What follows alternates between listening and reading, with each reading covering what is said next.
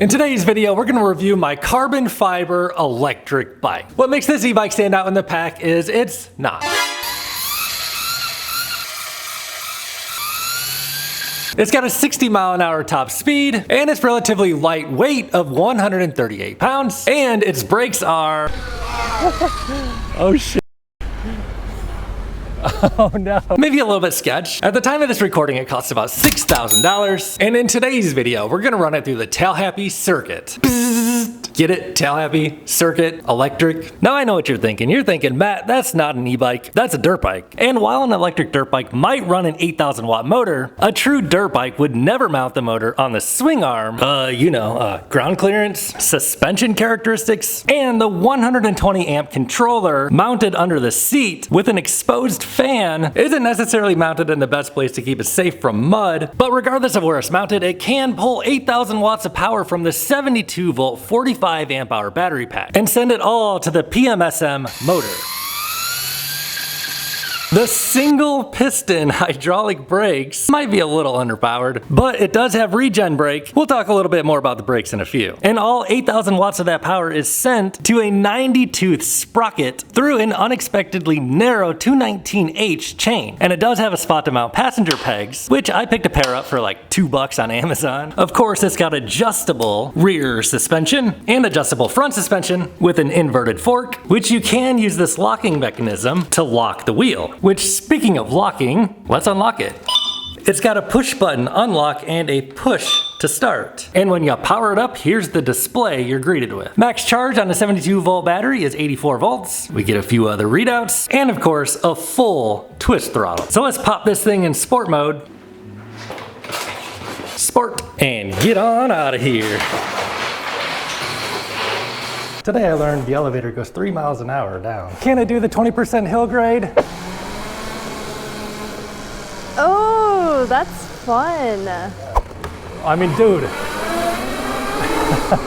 it's 8,000 watts and a mid-drive. So chances are, you might have seen this bike on my other channel. You know, Juice Joyride's the channel for the higher power stuff. Now this bike was never supposed to be on Tail Happy, honestly, but it seems to me the higher the power, the more you guys like it. So I figured, I might as well post a video here too. So I know what you're thinking. This is not street legal, right? Well, let's put it in eco mode. This is full throttle in eco mode. It's giving me... I mean, I'm like gunning it full throttle. I feel like you can give me sport mode. Your Saran is scarier than this one. It's like in and out of park. Oh yeah. What? Okay, yeah, no. So on eco mode, it gives you a lot lower power. 24 amps of current. What's 24 times 72? And I don't know what the laws are where you live, but I think technically the legal limit is 750 watts for a class 3 e-bike. However, obviously this does not have pedals. So do you need a license and plates for this bike? Do I have license and plates? So while we're out here, we might as well flip this thing on over to sport mode. All right, that's park. Sport mode. Oh, there we go. And let's talk about the brakes. Woo!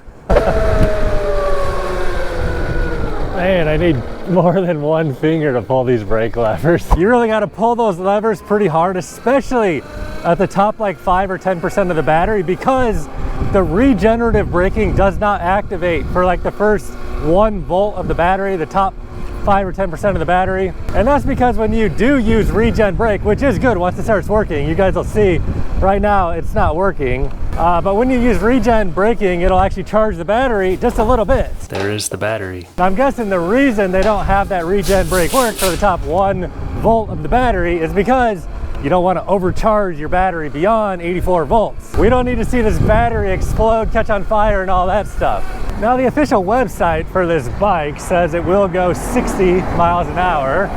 I don't think I've actually hit 60 on it quite yet, and I had to get into an app and modify the settings through this thing called like the Dong Dong Kong app or something like that to increase the RPMs, which it does show you like your RPMs and the motor temperature, motor speed, how much current you're drawing and all that stuff right on the dash. This dashboard's pretty useful except for one thing, which I'll tell you about in a moment.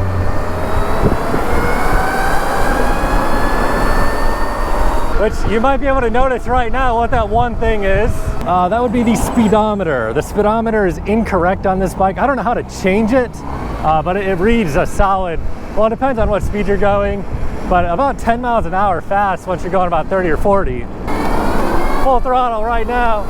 So how fast is it? Well, it's not as fast as my 72 volt Saran, but let's give it a little,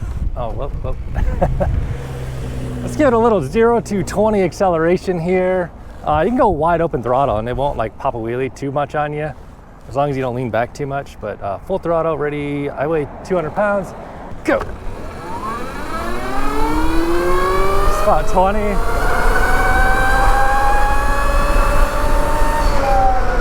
All right, we better slow it down. We got Priuses. Hey, when this light turns green, give it like a little bit of throttle. Like you don't gotta go crazy all the way to max speed, but I just I'm gonna give mine full throttle.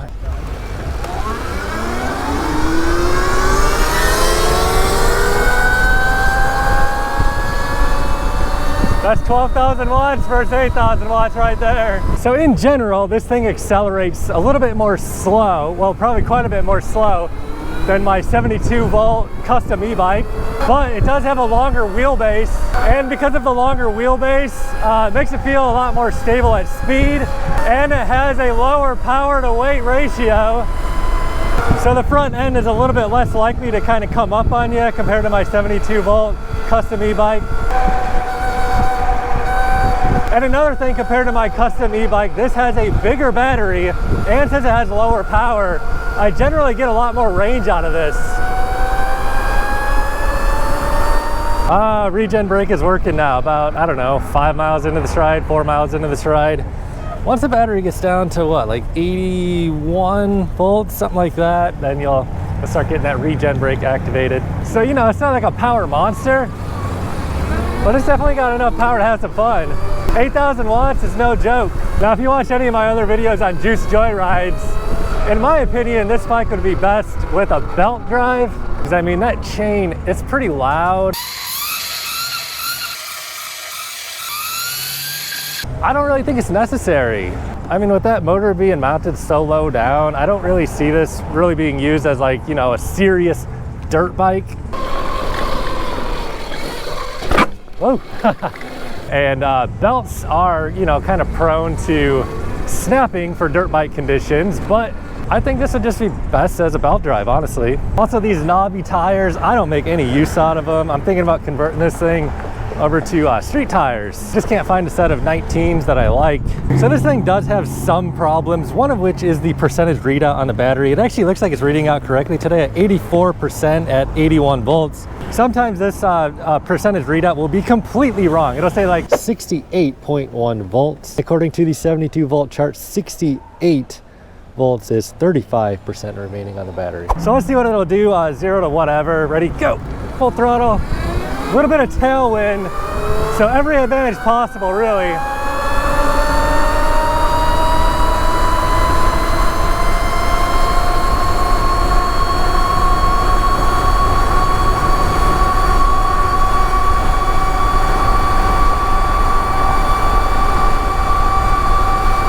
I saw about 55. The battery's not fully charged, so you know, on max charge, it could maybe do a little more. They say it'll do 60. I could see it, you know, if you weigh less than me. I weigh 200 pounds, rolling up on the slingshot.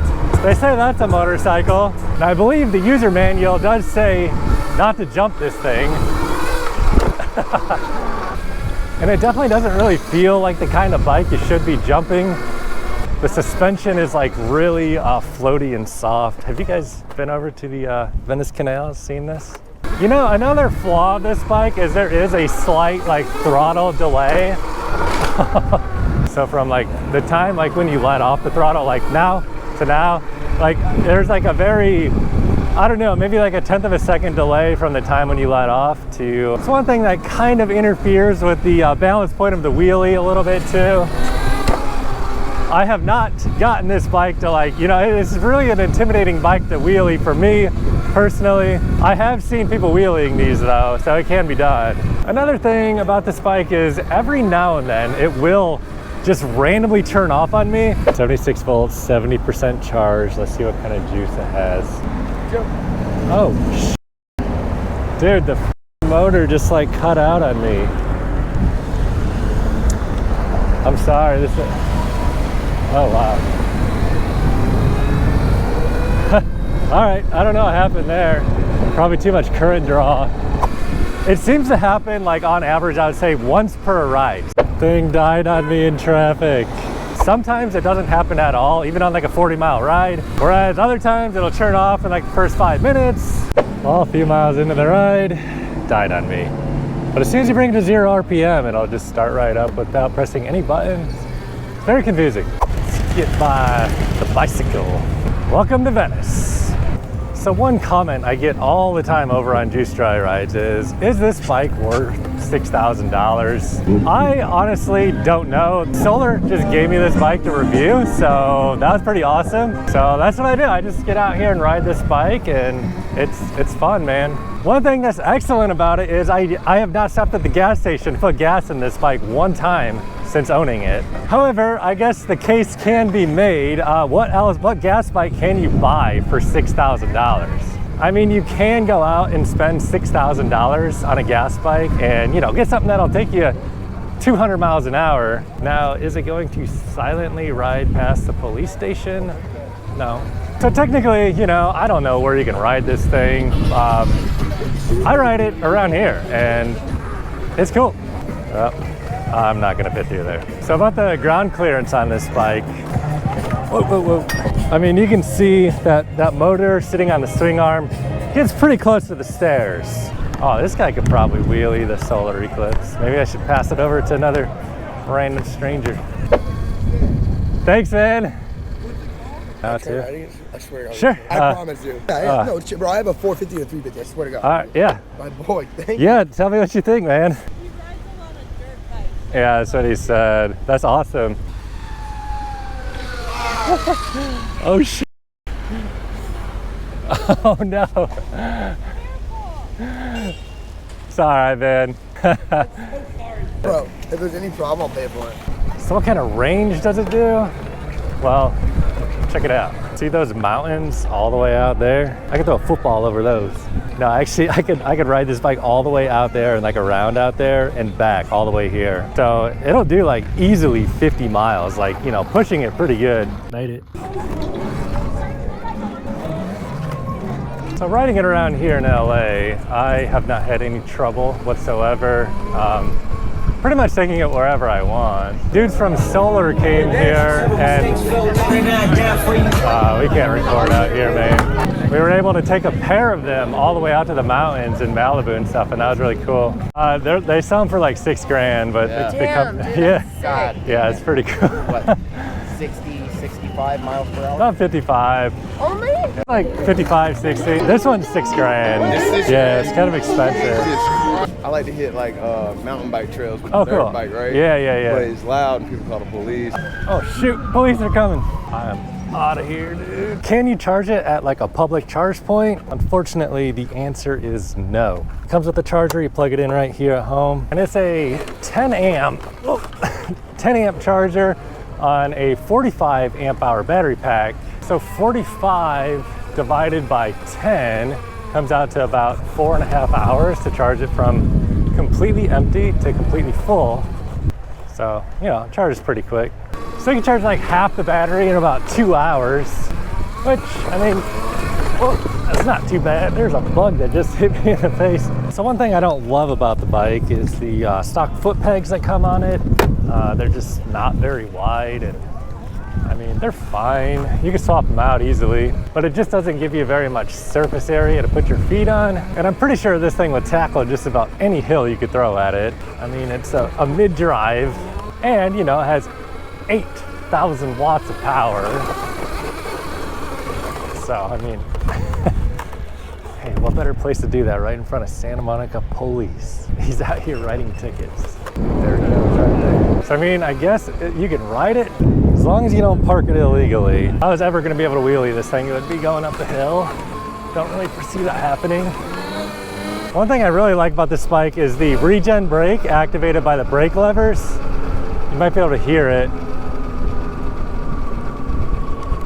As I explained in my Juice Joyride videos, it's not really gonna like put a lot of charge back in the battery, but it will save you on brake pads, and I just think it's a pretty cool idea. So really the question is, how fast can it do the California incline? Let's go find out. So I don't think we're gonna actually be able to fully utilize the speed of this thing here today. Oh, what do you know? It's like wide open. I would have not expected this on today. Let's see what it'll do. Why not? So 15, go. 30. All right, that'll be enough. Probably faster than most bikes can do going down that hill. What can we do going down?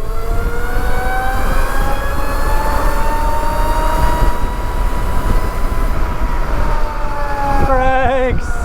So it's not really necessarily like a fast bike, although, you know, compared to like a 750 watt e-bike, it's fast. But what it is good at is being like a nice little like city commuter, getting through traffic and not having to worry about gas. What is happening here? What isn't happening here is really the better question. So yeah, man, it can do a little bit of lane splitting, and it's certainly fast enough to keep up with traffic on a lot of roads. I don't think that we will be keeping up with this car, however. Looks like this is closed. Let's see about that. That thing's insane! Nah, this is a solar eclipse. Oh, wow. Enjoy! I will say, if you want attention, this is the bike to be on. Oh no.